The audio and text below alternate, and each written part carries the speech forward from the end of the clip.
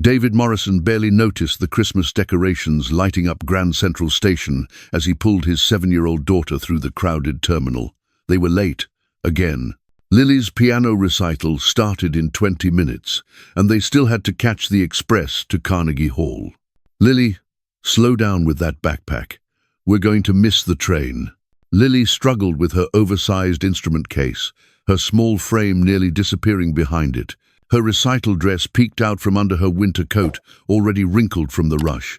David checked his watch for the third time in as many minutes. Being late to another recital would mean another lecture from Mrs.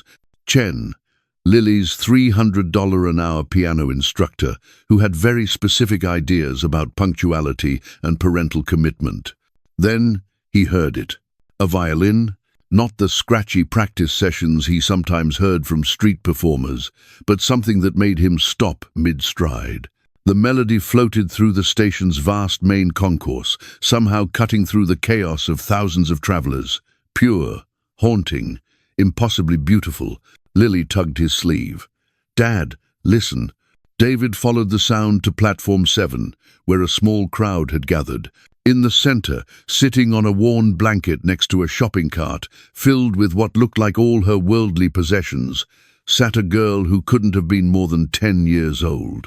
Her blonde hair hung in a messy braid down her back. Her clothes, though clean, had clearly been mended multiple times, and in her hands she held a violin that had seen better days decades ago. But the music she coaxed from that battered instrument made David's throat tighten. She was playing Bach's Chaconne, one of the most technically demanding pieces in the classical repertoire, and she was playing it with a maturity and emotional depth that he'd never heard, even from professionals. "Dad," Lily whispered, her eyes wide. "How is she doing that?" The girl's eyes were closed as she played, her small body swaying gently with the music. Her bow hand moved with precise confidence, but it was more than technique. She was feeling every note, living inside the music in a way that transcended mere performance. When the piece ended, the crowd erupted in applause. Several people tossed bills and coins into the open violin case at her feet. The girl opened her eyes, offered a small, dignified nod, and immediately began gathering the money, counting it carefully before tucking it into a hidden pocket in her coat. David found himself walking closer, up close. He could see the dark circles under her eyes, the way her fingers were red from the cold, despite her fingerless gloves, the careful way she packed her violin into its case as if it were made of the most precious materials on earth. "That was incredible," he said. The girl looked up, her blue eyes meeting his with a wariness that made his chest ache. "Thank you, sir. Where did you learn to play like that?" Her jaw tightened slightly. "I taught myself, mostly. My parents used to play before they died. I found books at the library, YouTube videos when I can get Wi-Fi." Lily stepped forward, still clutching her piano case. "I've been taking lessons for 4 years with the best teacher in New York, and I can't play anything like that." The girl's expression softened when she looked at Lily. "I bet you play beautifully. Sometimes it's just about finding the heart of the music, you know? Not just the notes. But that's what Mrs. Chen always says I'm missing." Lily's voice dropped to almost a whisper. "She says I play like a robot, that I have perfect technique but no soul." The homeless girl studied Lily for a moment, then looked up at David. "What piece are you playing tonight?" "Chopin's Nocturne in E-flat major." "That's a beautiful piece. It's about longing, about missing something you can't quite reach. Do you feel that when you play it?" Lily shook her head, looking down at her shoes. "I just try to get all the notes right and not mess up the dynamics. Mrs. Chen gets really mad when I miss a crescendo." David checked his watch again. They had 10 minutes. They were definitely going to be late. But something about this conversation felt more important than the recital, more important than Mrs. Chen's disapproval. "What's your name?" he asked the girl. "Sophia." She hesitated. "Sophia Mitchell. I'm David Morrison, and this is my daughter, Lily." David made a decision that surprised even himself. "Sophia, would you be willing to give Lily a music lesson? A real lesson, not about technique, but about heart. I'll pay whatever your rate is." Sophia's eyes widened. I'm 10, sir. I'm not a real teacher. You just taught my daughter more in 2 minutes than 4 years of expensive lessons have. That makes you real enough for me. Lily grabbed his arm. Dad, what about the recital? David looked at his daughter's face.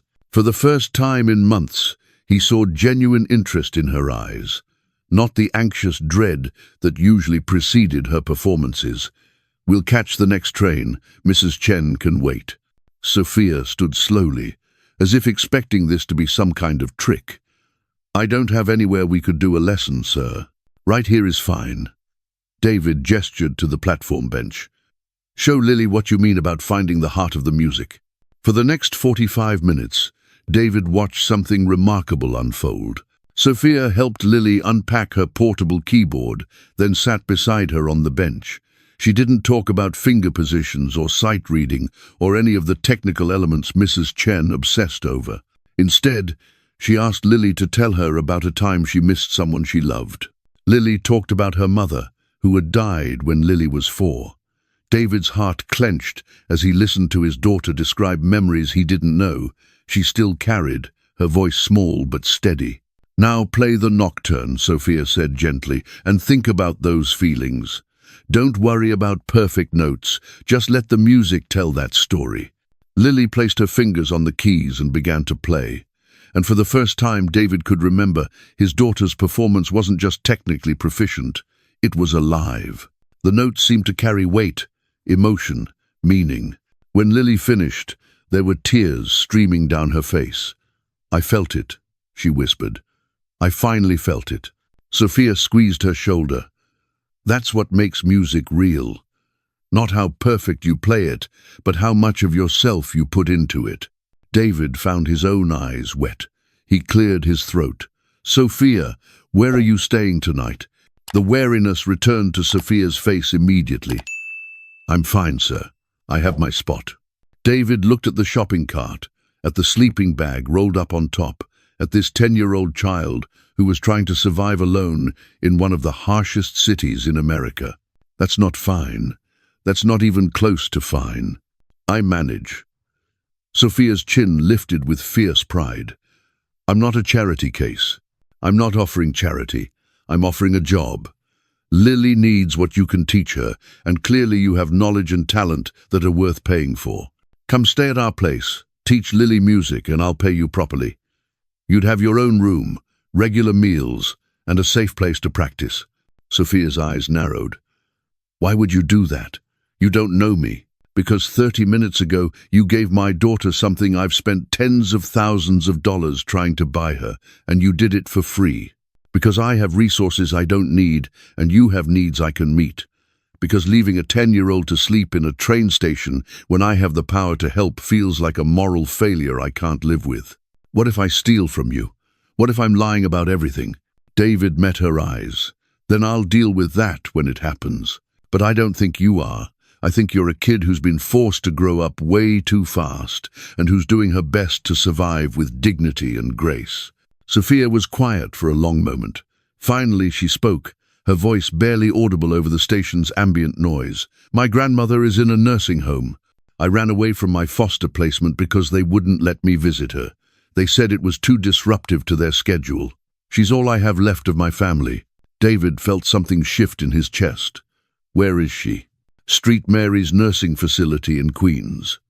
But I don't have guardianship anymore. Child Services took me away because my grandmother couldn't care for me after her stroke. What if we could fix that? David was already thinking through options, connections, resources. What if we could figure out a way for you to be with your grandmother again? Sophia's composure finally cracked. Her shoulders shook and she pressed her hands over her face. You can't just fix things like that. You don't know how the system works. You're right, I don't. But I know people who do, and I have the resources to hire the best family law attorneys in New York. I can't promise we'll succeed, but I can promise we'll try. Why? The word came out as almost a sob. Why do you care? David thought about all the years he'd spent building his company, chasing success, measuring his worth in market share and stock prices. He thought about how, in the process, he'd somehow failed to notice that his daughter was going through the motions of childhood without really living it. He thought about his late wife, who would have stopped for this girl without a second thought. Because sometimes you meet someone who reminds you what actually matters. And I think you might be teaching me as much as you're teaching Lily. 3 hours later, after several phone calls, a meeting with a social worker David had roused from her Saturday evening, and a temporary emergency placement approval that had required calling in favors from his attorney, Sophia stood in the guest room of David's Upper West Side townhouse. She hadn't spoken much during the ride, clutching her violin case and shopping cart full of belongings like lifelines. Lily had chatted enough for both of them, excitedly planning music lessons and promising to share her books and stuffed animals and everything else she owned. Now Sophia turned slowly in a circle, taking in the room that was bigger than any space she'd lived in for the past 2 years. The bed had clean white sheets. There was a desk by the window. A private bathroom. Closet space she'd never fill. "This isn't real," she whispered. "Things like this don't happen to kids like me." David leaned against the doorframe. "Kids like what?" "Kids nobody wants. Kids who carry everything they own in a shopping cart. Kids who sleep in train stations and steal food from convenience stores when they get desperate enough. First of all, that makes you a survivor, not damaged goods. Second, I want you here, and more importantly, Lily wants you here. And third, we're going to work on getting you back with your grandmother." Sophia sat on the edge of the bed, her hands gripping the mattress. "I don't know how to do this, how to live like a normal kid again." "Then we'll figure it out together." David smiled. "Fair warning, I don't really know what I'm doing either. I've been operating on autopilot since my wife died, and honestly, Lily and I have just been going through the motions. Maybe we all need to learn together." Over the next few weeks, something unexpected happened. Sophia didn't just teach Lily about music. She taught David about being present, about noticing the small moments, about finding joy in simple things like morning hot chocolate or snow falling outside the window, or the way light hit the piano keys at sunset. Lily transformed under Sophia's guidance. Her playing gained depth and emotion. More importantly, she started smiling again, laughing, acting like a 7-year-old instead of a miniature adult, anxiously trying to meet impossible standards. David found himself leaving work earlier, declining evening meetings, prioritizing dinner at home with both girls. He listened to Sophia's stories about her parents, both musicians who had played in small orchestras and taught private lessons. He learned about her grandmother, a retired music teacher who had raised Sophia after the accident that took her parents. But he also noticed the shadows that crossed Sophia's face when she thought no one was watching. The way she hoarded food in her room, unable to trust that meals would keep coming. The nightmares that woke her screaming some nights. The fierce independence that made her refuse help even with simple tasks. And he noticed the calendar she kept, marking off days until some unknown event. On the 30th day, David's attorney, Margaret Chen, called him into her office. David brought Sophia, who sat rigid in the chair beside him, her violin case clutched in her lap like a shield. "I've reviewed your case thoroughly," Margaret said, her voice gentle but professional. "The good news is that your grandmother, Ruth Mitchell, is cognitively intact and capable of expressing her wishes. She desperately wants to reunite with you." "What's the bad news?" Sophia's voice was flat, prepared for disappointment. "The foster care system has concerns. You ran away from 3 placements. You've been living on the streets. There are questions about stability and whether it's in your best interest to return to a situation where your guardian requires significant medical care." "But she's my grandmother." Sophia's hands tightened on the violin case. "She's my family." "I know, sweetheart." Margaret's professional mask slipped slightly. "And we're going to fight for you. David has agreed to help arrange in-home care for your grandmother, and we're petitioning for a modified guardianship arrangement where your grandmother retains legal custody, but with support systems in place." "How long will that take?" David asked. "Months, probably, maybe longer. The system moves slowly." Margaret looked at Sophia. "In the meantime, you need to stay in approved placement. If you run again, it could hurt your case." "I won't run." Sophia's voice was barely audible. "Not if there's a real chance." The hearing was set for 6 weeks later, 2 days before Christmas. During those weeks, David watched Sophia navigate the impossible balance of hoping and protecting herself from hope. She threw herself into teaching Lily, spending hours at the piano, helping her prepare for the winter showcase. She practiced her own violin until her fingers bled, as if perfection could somehow earn her the right to be with her family again. Lily worshipped her. The two girls became inseparable, studying together, making up songs together, building blanket forts in the living room for movie nights. David caught himself thinking of them as sisters, then felt guilty for the thought. Sophia had a family. She didn't need him to replace them. But on the bad nights, when Sophia woke up screaming from nightmares about being dragged away from her grandmother's hospital bed, it was David who sat with her until dawn. It was David who held her while she cried. It was David who promised he wouldn't let the system fail her again. "You can't promise that," Sophia said one night, her voice hollow. "You're not in control of this." "No," David admitted, "but I can promise I'll fight like hell. And I can promise that no matter what happens, you'll always have a place here if you need it." Sophia looked at him with ancient eyes in her young face. "You'll get tired of me eventually. Everyone does. I'm too much work, too much trouble, too damaged." David took her hand. "My wife used to say that the people worth loving are never easy, that if someone makes you work for it, it just means the love is real. You've made me remember how to be a father, Sophia. You've given my daughter her spark back. You've reminded me what matters. If that's what damaged looks like, I'll take it." The night before the hearing, Sophia couldn't sleep. David found her in the music room at 3 a.m, playing her violin in the dark. The melody was heartbreaking, full of longing and fear and fragile hope. He sat in the doorway and listened until she finished. "I'm scared," she admitted, without turning around. "What if the judge says no? What if they decide I'm too much trouble and put me in some group home where I'll never see my grandmother again? Then we'll appeal. We'll fight harder. We'll find another way. But what if there isn't another way?" Her voice broke. "What if this is it, and I lose everything again?" David stood and crossed the room. He knelt beside her chair so they were eye level. "Sophia, look at me." She did, her eyes shimmering with unshed tears. "No matter what happens tomorrow, you haven't lost everything. Lily loves you. I care about you. We're not going anywhere. But I'm not your daughter. You don't owe me anything. Family isn't always about blood. Sometimes it's about who shows up, who fights for you, who sees you at your worst and stays anyway." He smiled. "You've been family to us since that day in Grand Central. The courts can't change that." Sophia threw her arms around his neck and cried like the 10-year-old she was, not the miniature adult she'd been forced to become. David held her and wished he could promise her everything would be okay. But all he could do was be there, steady and present, and hope it was enough. The courtroom was cold and institutional, nothing like the warm space David had tried to create in his home.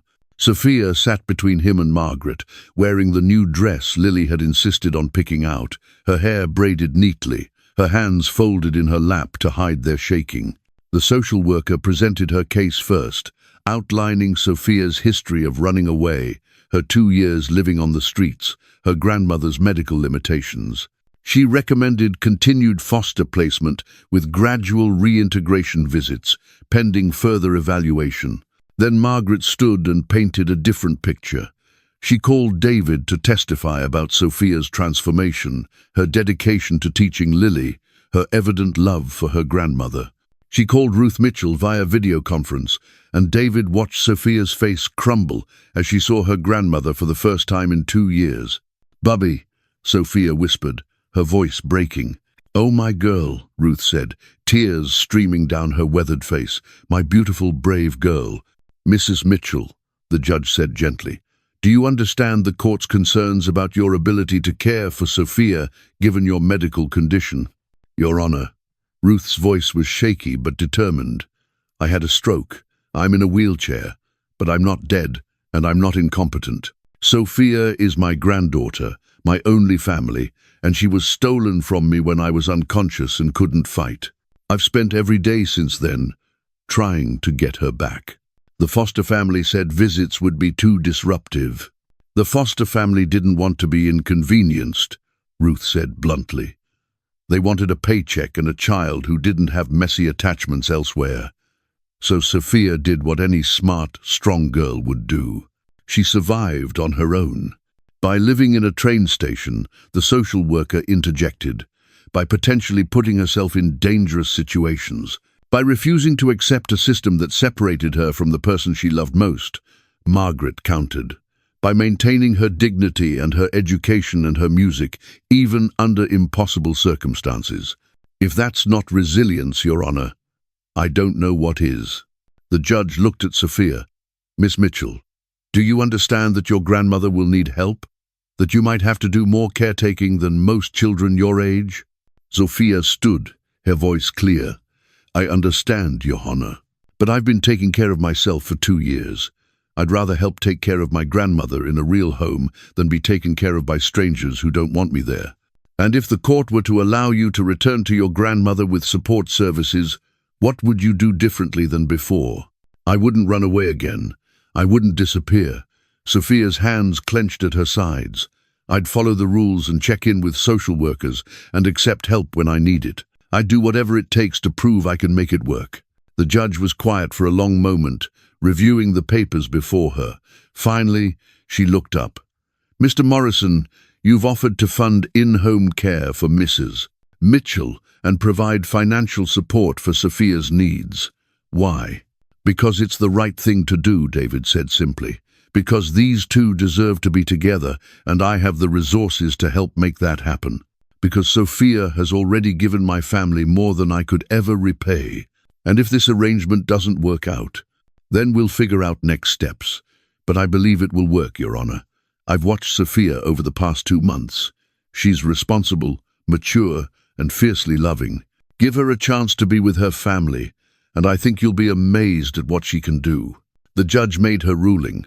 Sophia would return to her grandmother's custody, with daily visits from a home health aide and weekly check-ins from a social worker. David's financial support would ensure Ruth had everything she needed. If after 6 months the arrangement was working, the court would close the case. Sophia collapsed in Margaret's arms, sobbing. Ruth was crying on the video screen. David felt his own throat tighten as he watched this child finally get to go home. But as they left the courthouse, Sophia pulled on David's sleeve. Can I ask you something? Anything? Could I still visit? And keep teaching Lily? Her voice was small. I know you don't have to let me now that the court stuff is over, but I'd really like to. David crouched down so he was at her level. Sophia, you're not getting rid of us that easily. You're part of our family now. That doesn't change just because you're moving in with your grandmother. Really? Really? In fact, I was thinking, your grandmother is a music teacher, right? What if we set up a small music school? You and Ruth could teach students together. We could use the spare building on my property, set it up properly with soundproofing and good instruments. You could build something together. Sophia stared at him. You do that? I told you. Family shows up. This is me showing up. On Christmas Eve, David's townhouse was full of music. Lily performed at the baby grand piano David had bought after realizing how important music had become to both girls. She played the Chopin Nocturne, the same piece she'd been working on the night they met Sophia. But now it was transformed, full of emotion and life. Sophia accompanied her on violin, the two of them moving together like they'd been playing as a duo for years. Ruth sat in her wheelchair nearby, conducting with one hand, her face glowing with pride. When they finished, the small audience erupted in applause. David had invited Margaret, the social worker who had fought for Sophia, and a few close friends. But mostly it was just their strange, cobbled-together family, proving that sometimes the best families are the ones you choose. Later, after everyone had left and Lily was in bed, David drove Sophia and Ruth back to Ruth's apartment, now equipped with wheelchair ramps, safety bars, and a nurse's schedule posted on the fridge.